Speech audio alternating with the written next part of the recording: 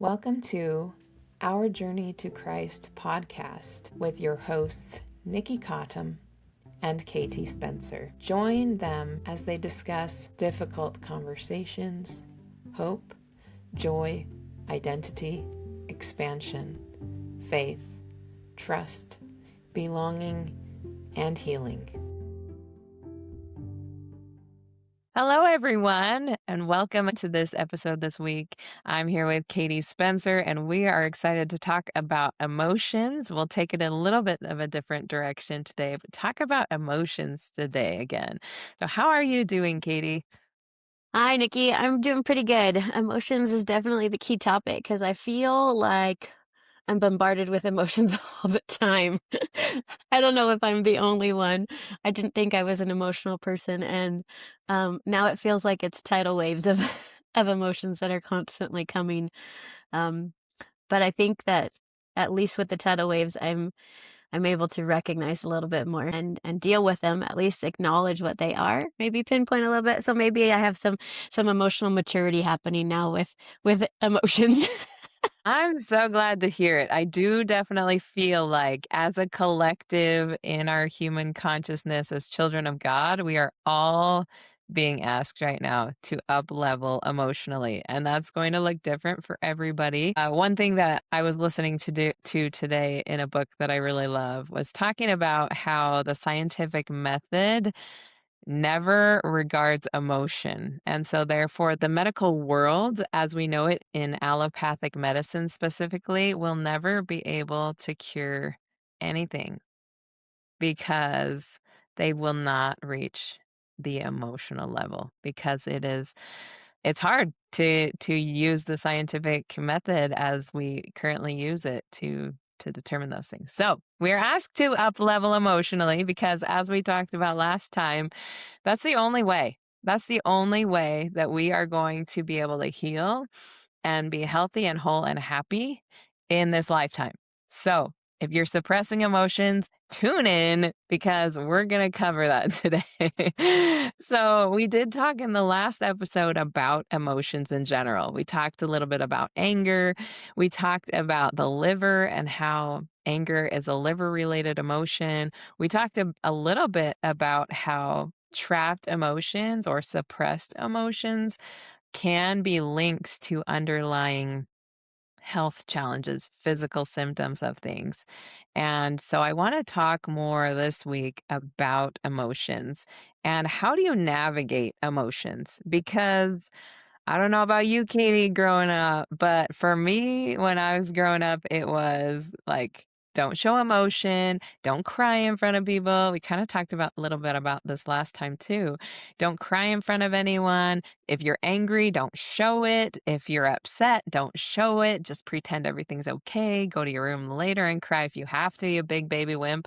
Right? That was kind of how I was raised, not with emotional maturity and the awareness of an emotional intelligence to be able to say, let me take a step back and really figure out what it is I'm feeling and lean into the emotion instead of out of it.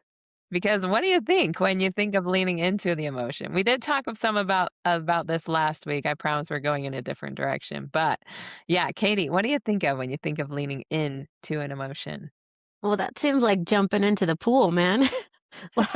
Like totally saturating myself into that emotion, right? Like that that doesn't feel comfortable, like with just you speaking that. Right. Right? To really give that allowance to say, "Oh, no, wait, I wanna fully embrace this. I wanna," like, that feels very odd right now. Like, I can Right. feel a resistance within myself just having you talk about it. Right.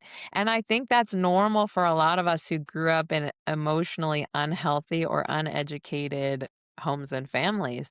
And it's not that our parents didn't love us, they just were emotionally uneducated as well. Right? We don't have a class. Nobody just comes to every new mom and new family and say, "So here's how we regulate emotions. Here's how we go through this." But I'll tell you what, if you are leaning away from emotions instead, you are just prolonging and building up those emotions to create walls that are going to block your life and block your health. And it sounds counterintuitive because it is the opposite of what we've been taught. But let's say somebody grew up knowing and becoming familiar with regulating emotions.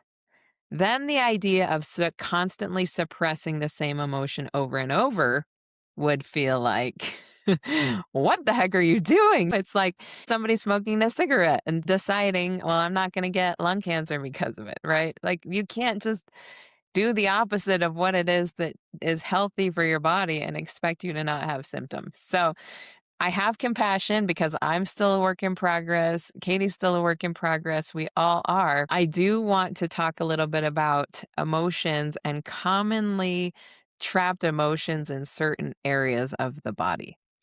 So, if you ever look at, and you can even Google this chart, the emotion code chart by Dr. Bradley Nelson, he's got this incredible lineup of trapped emotions chart. He's got a list of 60 emotions.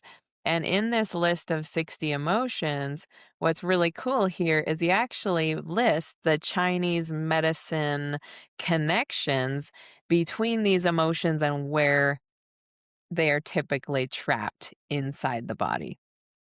So some emotions that I want to talk about are emotions related to specific areas of the body or chakra regions.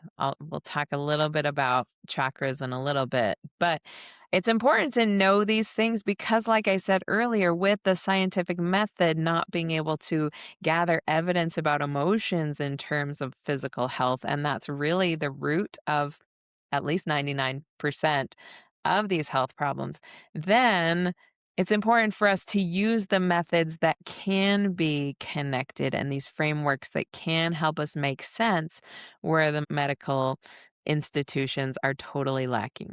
So, I do want to talk a little bit about that. So, if you pull up that chart, you don't have to, but if you want to Google it and pull it up, you're welcome to. I do want to just give an example of different types of emotions trapped in different places.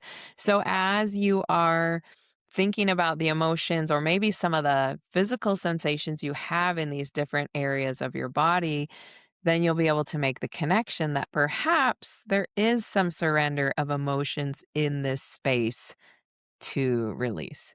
So, Katie, have there been any for you that have been like, "Oh my gosh, that's like foundational or radical to understand"? Have there been any emotions that were like, "Wow" for you? Yes, actually, I was just thinking about this. In the moment, it didn't really, pop into my mind, but once I finally really sat. So here's the premise. I'm gonna talk about lungs, and associating with grief and sorrow. So a couple of years ago, my family decided that we needed to make a change. My parents' health wasn't doing as well, and so we had to look at what would be the best for them for additional care. And my dad was diagnosed with dementia, Alzheimer's. And he had been suffering for quite a few years. Um, just to preface, I live in a different state than my parents, so I would see them multiple times a year, but it was always on a short time frame. So I could see the decline of my father, but it wasn't in my face all the time. And so when we were preparing for this change, we decided that we were going to move them into my home. We were going to pack up everything in their whole life that they'd lived, and move them into my home. And so as we began this idea, we decided let's do a trial run. And so I flew to California and I drove my parents up to my house. They were going to stay with me for 30 days so we could kind of see what needs they had and if we could make this happen. Um, and I remember very vividly sitting in the back seat of the car, and my mom was driving and my dad was in the front seat, and he kept looking at the scenery and he didn't recognize. He hadn't been in Utah in quite a bit, quite a long time, and it was very different than the California scenery. And so I could see this repetition pattern starting. And then my mom would remind him of where we were going. And in this conversation, you could tell that he didn't know me when it was the name, and it was like, oh, we're going to go see Katie and Kevin. We're going to go see, and it was like, oh, okay. And I started to get this sense that my dad, for the very first time, it was hitting me. that he didn't recognize me anymore. He didn't know me. And so for the next 30 days of having them in my home, I didn't have a place to run or hide. I was seeing evidence of the deterioration of my father in my face constantly, right? And having to come to the realization that this father that I looked up to and loved so dearly was seeing me as a stranger and no longer his daughter. I could hide from that in California, right? He would I didn't get to see the private conversations my mom and dad would have, right, when we were visiting and the reminders that she would give him. And so anyways, the point of my lungs, so we took him back at the end of the year so that we could start preparing our house for renovations to get them to come. There was a lot of pressure, there was a lot of planning, there was a lot of different things that were gonna take place. And I remember getting so sick. And I was sick for about 3 months. And this Mm. was going against everything that I had planned. Like, we had a plan, we had things to do, and I was sick, and it was viral, and we were going to the doctor, we were trying to figure out, and it was in my lungs. I couldn't breathe, I couldn't catch my breath. I had no energy, right? And I'm just thinking, I have so much I have to do. Like, we Right. can't, this is the worst time to get sick, right? I got to the point that I ended up on an inhaler with steroids for my lungs because never in my life have I had any problems with asthma or any other issues with my lungs. I don't get pneumonia, I don't get bronchitis. Like, these are not normal things that I experience that would show a previous weakness in my lungs. But the grief that I was carrying, that I couldn't really even pinpoint because I was grieving for a father who was still living, who was very present. And then I was also starting to grieve the future, my expectations of what I thought that my future was going to look like and how we were shifting so much to become caretakers of my parents. It all hit me so hard and so heavy. And it was so difficult, like I said, to determine because it wasn't that my father had passed away, right? So to have to sit there and like listen, I didn't have the capacity in my mind when it was happening to recognize all the layers of the emotion because it was so much. I literally shut down. My body went into fatigue, right? It went into the illness. It went into to rest mode, right? We get sick because our body's telling us like this is too much. You've got to take this time down. And it was just so interesting to me, like, when I was actually finally getting things better that I could recognize and go back and see how real because no one else, the key is you have to understand, no one else in my family was getting sick like I was. It wasn't like it was a really bad flu season and it was passing from person to person to person, right? We've all experienced that. I was the only one to the point of an inhaler because my lungs were so weakened because they were just holding this grief that was so heavy. So Oh, yes, Nikki, I feel it. Like, it's real. It's so crazy real. it's so crazy real. Thank you for sharing that vulnerable story, and I do remember when that happened. I remember thinking, "What's going on?" Like, their lungs are just breaking down out of nowhere. And you bring up a really good point that your dad hadn't died at that point, but you were still grieving. And one thing that I see with a lot of people is that they say, well, it's not like anybody died. It was just this. You need to stop rejecting your personal experience because it doesn't look like the situation or the emotional state that should be appropriate for what you were dealing with on an outside perspective because we all are individually different in how we connect to an experience and how we process different things. And a lot of people reject that and say, well, it's not like this happened. It could have been worse. Yeah, but that doesn't discount the depth of the grief or the other emotions that have been there just because it wasn't cookie cutter experience for this particular emotion.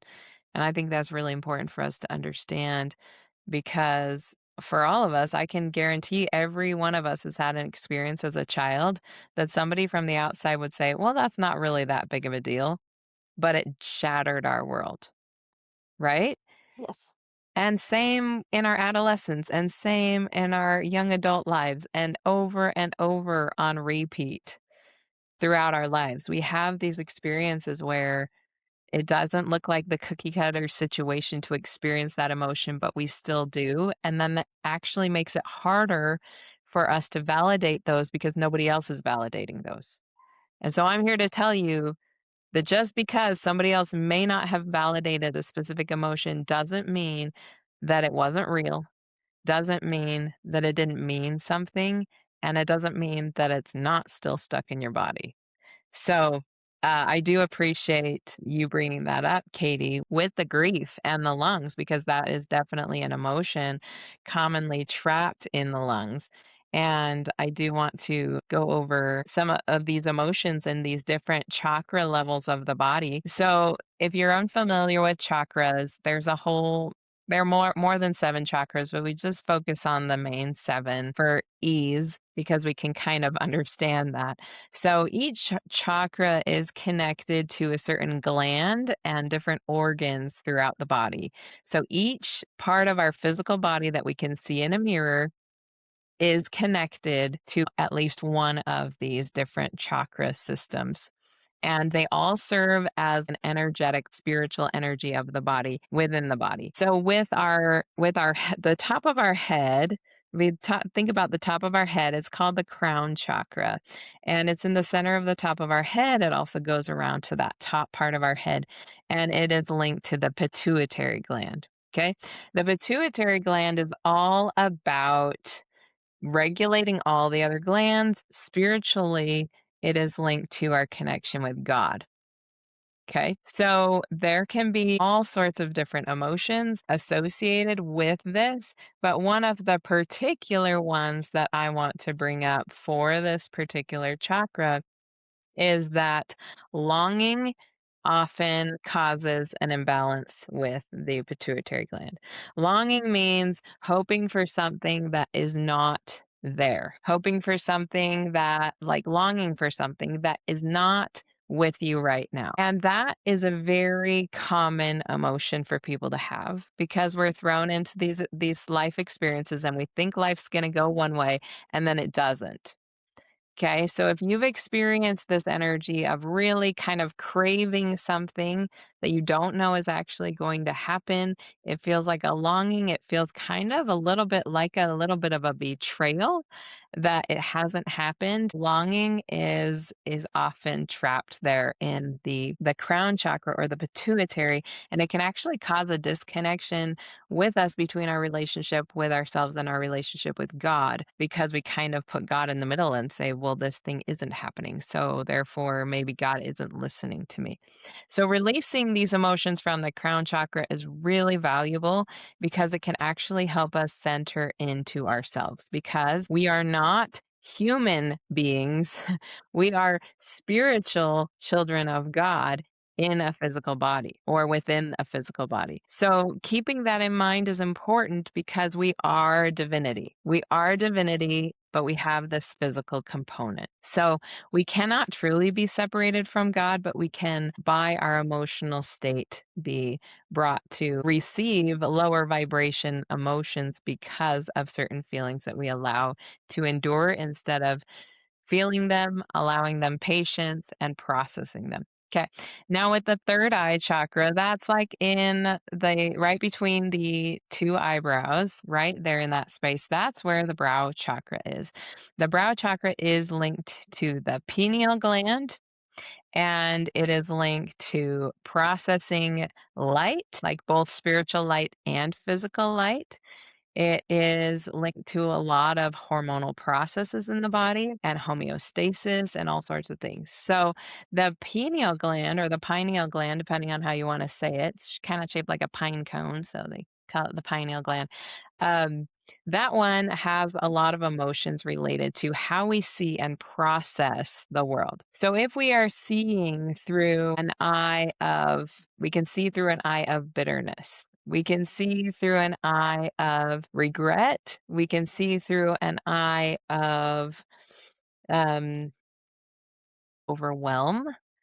because our mind can get overwhelmed and overloaded with a whole bunch of information. And like I said, it's all about receiving light. And so if we're receiving light plus a whole bunch of darkness, plus a whole bunch of garbage, it's really hard to process. So if any of these emotions sound like familiar to you, just know that they do tend to get trapped in different areas. The next chakra, we're going opposite. If you call root chakra at the bottom is usually called chakra one. I'm just going from top to bottom because that's what makes sense for me. So you want to call the crown chakra seven, the third eye six, and the throat chakra number five. That's fine too. It's just the third one we're covering. The third chakra is all about our voice. Are we heard? Do we feel comfortable expressing ourselves? How many of us have ever held in an emotion, held in something we wanted to say or we felt the need to say, but we didn't feel like we had the confidence or we didn't feel like it would be received well? Effort unreceived is a huge one in this space because we might want to say something, but it won't be received, or we might say something and it's not received the way we want. Effort unreceived also can carry tones of anxiety. And if you think about it, anxiety is often has a component to the thyroid glands.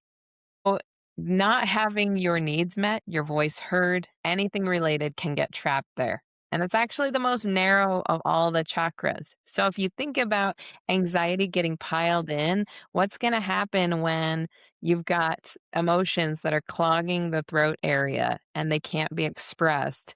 What's going to happen physically? It's going to start causing thyroid problems, throat problems, esophagus problems, breathing problems, you name it, because we got the digestive system running through that. We've got basically all the systems of the body running through this more narrow area. Right? Nikki, I was thinking as you were talking about that, like, just acid reflux, like, how many people have For sure. heartburn, acid reflux? Like, it's that idea, I think I talked about it last time, of suppressing, pushing it down, Right. right? And then yet here it is, like, your acid's coming back up, heartburn, it's coming back up because it's trying, like, it literally wants to come out. Right. It's crazy that how the physical really manifests. It is. It's very, very true. I'm going to jump down to the next chakra, and that's the heart chakra. It's the one that's in the middle, right? It gets the brunt of both sides of the body, the lower chakra issues and the upper chakra issues. And the heart chakra really does a terrific job. It actually is connected. So the heart chakra gland that it's connected to is actually the thymus gland, which is part of the immune system, the lymphatic system. It's part of the circulatory system. It's linked to a bunch of different systems and it sits on top of the heart. So if you think about it, I'm pretty sure anybody can guess what emotions get trapped in the heart. You've got the lungs right there in that space. You've got the heart. What do you think? Heartache, grief, um, it could be something like feeling taken for granted, betrayal, things like that. Those are really deep heart emotions. And they are big and they are uncomfortable to feel, and it literally feels like when those things get trapped in the heart, it literally this is why the heart wall is so common, is because our hearts are so tender. If you think about a child, what's a child's heart like? So forgiving, so compassionate, so easygoing for the most part, just going along with life. And if we trap all these emotions when we've been betrayed and when we've experienced all this grief and haven't been able to process it, it really can cause issues within these areas. So, like Katie was saying with the grief and the lungs, and I think she gave just the perfect example there. Okay, then I wanted to mention the next chakra, that is the solar plexus one. If you can reach right underneath your sternum, rib cage, it's the highest point in the center that you can reach up underneath your rib cage. That is the solar plexus chakra. And the solar plexus chakra is what we typically think of, the digestive system. Most people, in terms of health problems, that's one of the most common places to notice when there are trapped emotions. That's the pancreas right there, and this pancreas and the spleen. So if we have problems in those areas, that's going to be a solar plexus related condition. What do you think are those emotions that, like Katie mentioned, that we just want to like eat food to push them down? What are some of those emotions? Obviously, the digestive tract that we talked about, it starts at about the throat chakra, moves through the heart chakra and down to the stomach. So if you do carry a little bit of extra weight in the belly, like I do, that's the hardest place for me to lose weight, then it must mean that there are some emotions that are still being forced down, but not allowed to leave the body. So if we think about anger, okay, how many of us are told, stuff it, like don't show that emotion? That's not a pretty one, okay? We've got anger, we have craving, like craving or lust or desire. Those are all in the same ballpark. And that makes so much sense because how many people do you know who are amazing people, they're a little bit overweight because they don't let that anger show up, right? They're just like, "No, I gotta pretend because I love people, I don't wanna offend anyone." Anger is not a bad emotion, and anger expressed appropriately can actually be a very beautiful thing. And so we're gonna talk about that a little bit in the processing. Let's go down to the next chakra down, that's the sacral chakra. That's all about creativity. Testicles are linked to it and the ovaries are linked to it. So it literally is about creativity. You would think about physical reproduction. It's not just physical, it's also like what we want to create, what we want to manifest, what we want to bring forward in our creative energy. So, thinking about this, that's our pretty much our entire reproductive tract, our lower digestive tract, and it is linked to these functions that really spark life. Really is just like the essence of bringing something amazing into creation and into the physical. So, effort unreceived. If you look at the emotions chart I was talking about, effort unreceived is a big one there, and also creative insecurity. I know we talked about effort unreceived with the throat, but the throat and the sacral work together to manifest. Those are two big manifesting stations. But I do also want to talk about the creative insecurity. So, what does creative insecurity look like? It looks like insecurity about creating anything or something specifically. Katie, do you have any comments in this? In this, you're giving me some interesting looks that you're like, I have an experience here and figured that Oh, no, this is just something that I know I've struggled with a lot. I feel that I have really squashed this. Um, when you talk about this creative insecurity, this effort unreceived, other emotions I feel are conflict, Yeah. fear. Mhm, mhm. Fear puts in. And so when you think about squashing this creativity inside of you, I think about the fear actually being more of that emotion that I can maybe pinpoint that would then squash that creativity, right? Like all of my fears coming up. I don't want to do that because I'll have to be vulnerable. I have to put myself out there, right? If we're creating whatever it is that we are doing, right? We're talking about the organs that are life creating, right? So we have that ability to create life, but there's so much more in the world that we can create, right? It's in our identity, it's in a business, it's in friendship, it's in our cooking. Like, you know what I mean? It can be in any which way. And I think that for me personally, fear is the catalyst to stop any of that creativity. I have so much fear of how other people will perceive me or judge me or failure. That's a big one of mine, Yeah. right? What if I fail? Well, we know, like, let's take out away logic is separate from emotion. And logic will say, look at how many things do we have in our world because people failed and continue to keep trying with creativity, right? We would not have the majority of the things of technology and the conveniences of life had people stopped trying and pulling back because of the fear of not being accepted or judgment or failure, right? So I feel like those run so hand in hand that if you're feeling like you are lacking in any sort of dream state, idea, goals, that's how I at least manifest in mind. If I can't set any real goals, if I can't foresee something I really want to build into or create for the future, that's a good heads up that I need to start looking at what am I fearing. Yeah. Yeah, and creative insecurity really is fear, right? It falls in that fear category. Fear is definitely a sacral chakra attracting energy because fear will stop us, right? And so if that gets shut down, it literally stops all manifestation. It literally stops all ability for these more beautiful emotions that we'll talk about can flow into our lives. So I'm glad you brought that up, Katie, because fear is definitely one of those very low vibration emotions and it's also very common when there starts to be some activity that happens in the sacral chakra. So, for example, when we conceive and we're pregnant, what happens? Fears all show up, right? We could think, oh my gosh, this is the coolest thing. I'm so excited to create. But there's a lot of fear that goes into it, a lot of fear. And it's easy for other people to project fears onto us and for us to pick those up.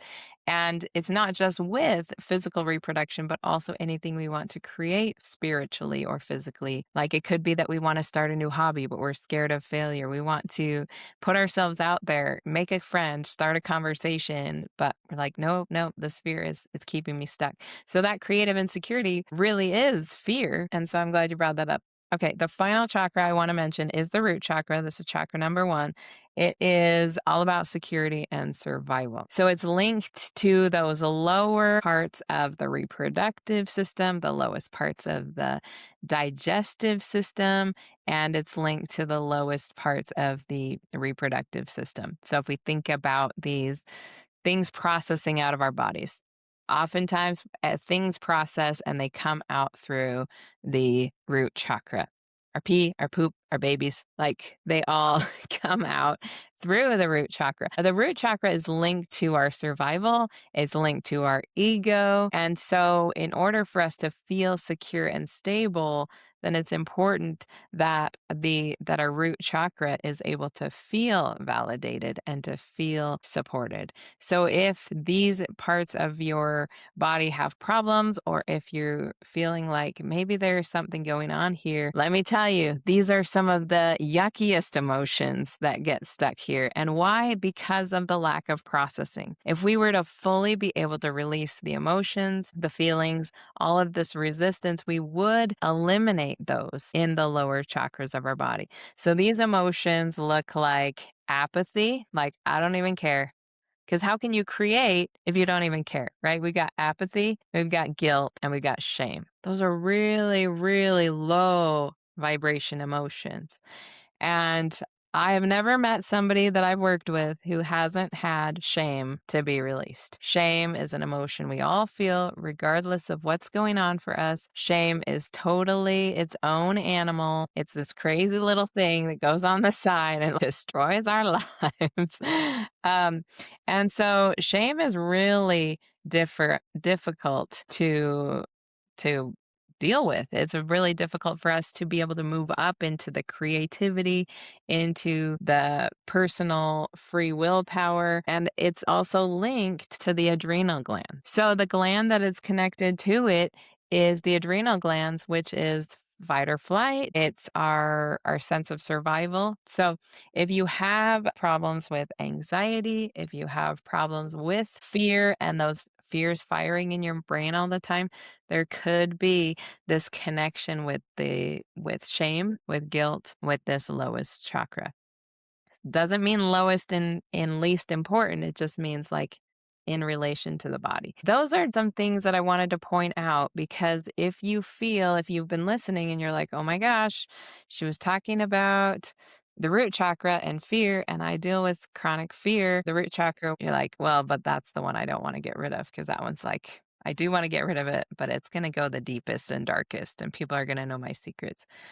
The thing about this is that it really is important to make it a priority to address this with somebody you feel is safe. So definitely reach out to a practitioner who can guide you through this, or we're going to talk about the ways to do it ourselves. But don't stay in the shame because it's ugly. Because I can tell you what, there have been plenty of things that I have released shame for that I'm really proud of myself for doing, but it's been hard. So, did you have something you wanted to add to that, Katie? Good. Thank you for going over all the chakras. Going back to the chart of emotions from Dr.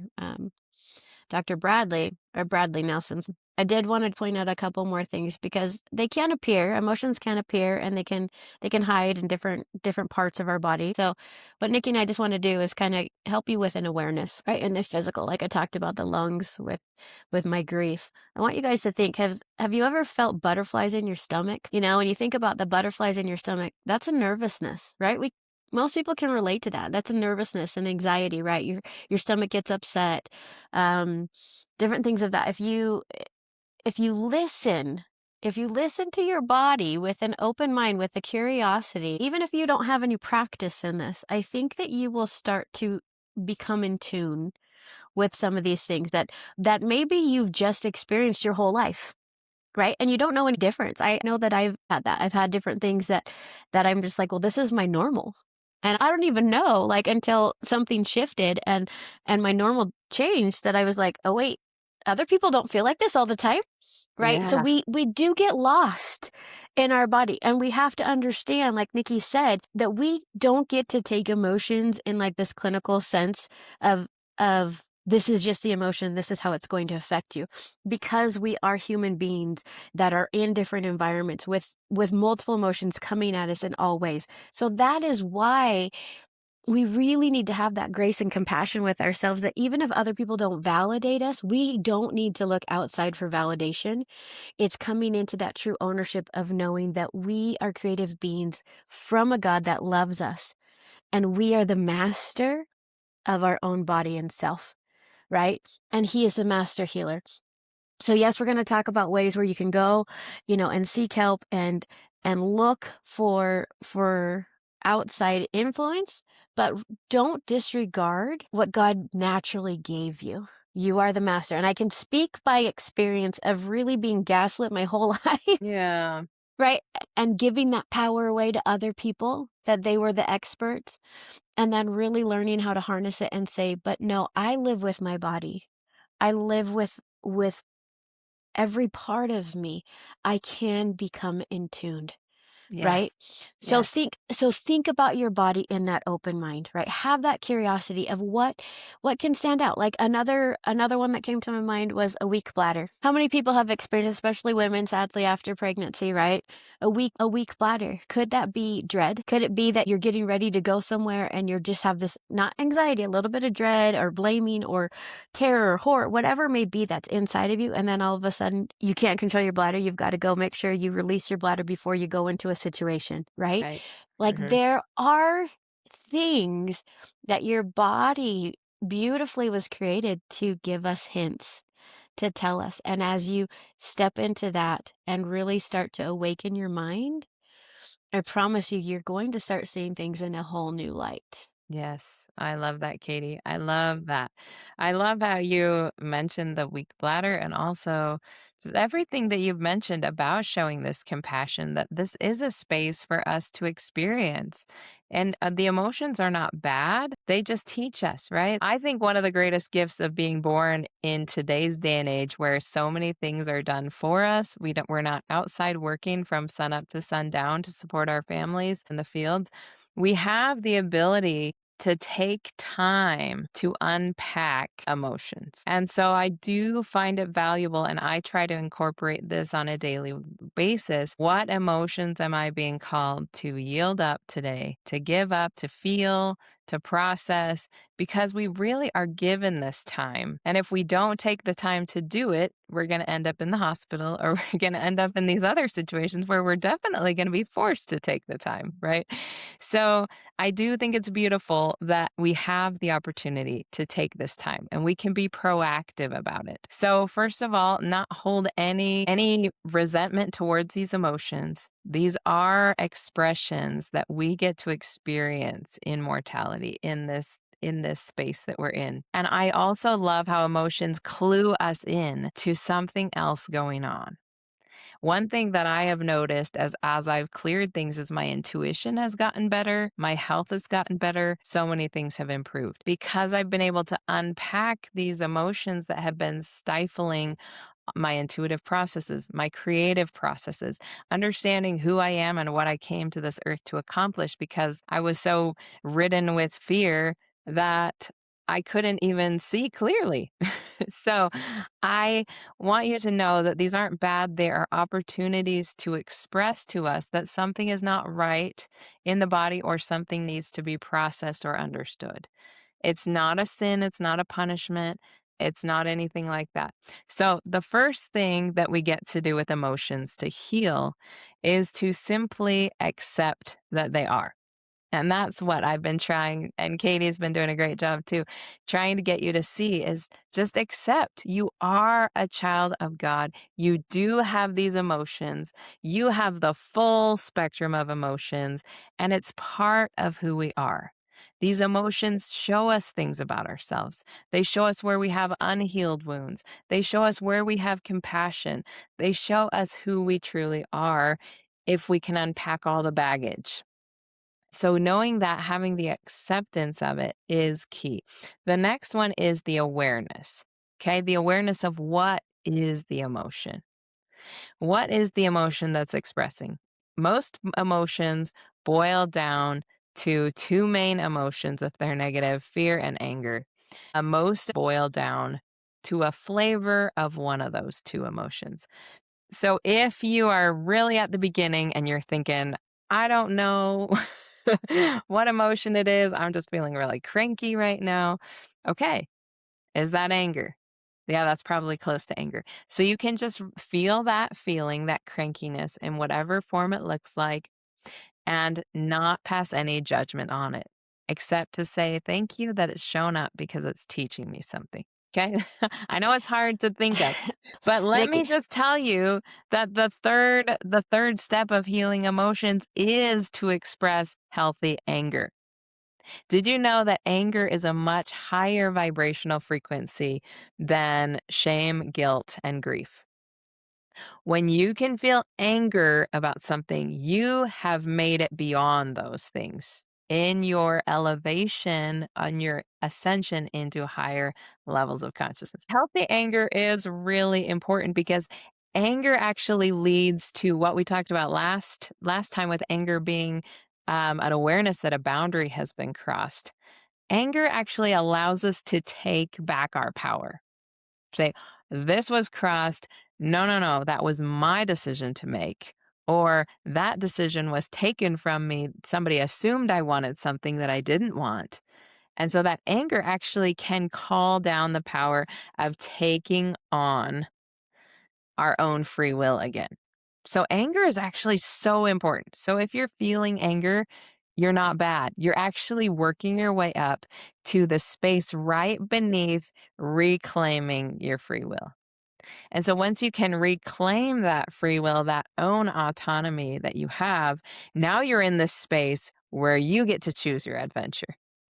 You get to claim the freedom that you want. And in that freedom, you're able to find a healthy attachment or non attachment to a specific thing. So, what this looks like is feel the emotion. You're like, you get to the space where you're like, okay, I'm feeling angry because this boundary was crossed. What was it? You can kind of go through that, feel into it. It's not fun to feel into these emotions, but trust me, the end result is so much better than keeping these things tucked away. So you're able to go in and you're able to feel the anger. Where was it that my free will was taken away? Take it back to yourself. Say, if I had my choice, I would have chosen this. Or this is actually what I want now that I've have this awareness of it. And then after that, you can then assert your own free will. So it looks like inhaling, breathing into the emotion, and then deciding what are you going to do with it? Okay, this is your choice. This is totally your choice what you get to do. You can say stuff it down. You can say breathe it out, let it run its course, or you can even surrender it to God and say, God, I don't need this one anymore. Can you take it from me? All of those work. You have the freedom to decide what it is you want to do with that emotion at that space. So yeah, go Okay, ahead. Nikki, I'm gonna interrupt here. Yeah. So as you're talking, I'm thinking, right? When you laid it out the first time, you said that the second step was to have gratitude. Mhm. Mhm. Remember Mhm. how important that Mhm. is, right? To Mhm. recognize it Mhm. and then have gratitude for it. And Mhm. then, like you said, take it's that gratitude. I want you guys to think you don't want to sit there and say, oh Lord, thank you for making me angry right now. I really want to punch or hurt something, right? Right. That's not the gratitude that we're talking about. It's the gratitude of recognition, right? It's this process of awareness. It's that gratitude that you are evolving and you're changing, that you're changing a pattern instead of before you just push it aside, right? It's this gratitude of bringing it to the Lord of, okay, I am aware and you're really being present. And I Yes. think that is so important because so many times emotions come, and especially these negative ones we talked about, right? They become trapped because we just don't want to deal with them for the time. And Right. instead of pushing it aside, we're going to take the moment to be present, to thank the Lord for allowing you to be present, to recognize, even if you aren't able to specifically identify exactly what it is, you're stopping yourself. You're bringing yourself to the moment with acknowledgement. And then I want to bring back, because as you were talking, I actually just had this thought from our very first episode of going back with Jamie Winship and living fearlessly. One of the things he always says is in these moments where we want to change, we want a different outcome, we stop and we ask the Lord, what do I need to know? And what do you want me to do?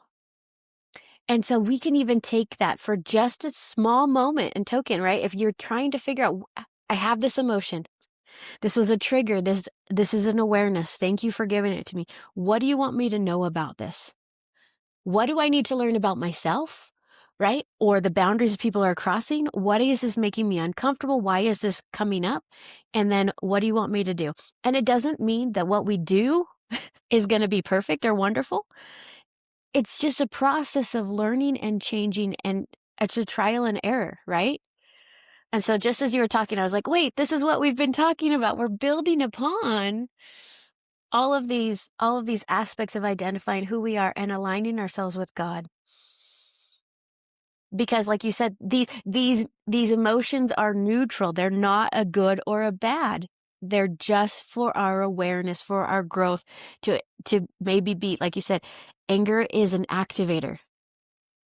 It's a way that says, hey, these think where we're at right now, let's not stay right here. We've got to make a change. What's that change going to be? And then we have that free will to choose. Are we going to make positive or maybe not the best of decisions? Okay, but we're learning and growing. And so we try it out, trial and error. And next time, maybe we act a little different. Who knows, right? There's no judgment here. Right. It's an exercise. Yes. Oh, I love that. I love how you mentioned the gratitude because I do think gratitude helps us move through these layers. Every single part of it, showing gratitude that we've accepted that this is happening. Then we have the awareness of what it is. Like we can choose to be grateful, we can choose to be angry. Both of those will get us to a certain point. Anger will drive us at least to a certain point. But then once we claim that free will, you said the most beautiful thing. You reminded us about that first episode with God, what do you want me to know about this? And what do you want me to do? That shows gratitude. It shows that there's trust in God, that God has a purpose in it, that that he's allowing your body to express to you. And then what do you want me to do? What do you want me to do shows that you have your free will intact, right? And so as you move through these, first having the accepting it, then having the awareness, then having the anger show up because anger's got to show up. It's just part of this whole process. And then claiming that free will and saying, "Oh, my free will was bypassed, and that's why anger showed up. Then we can climb out of that and say, what do I want to use my free will for? And so you bringing that in, Katie, of turning it to God and saying, what do you want me to do?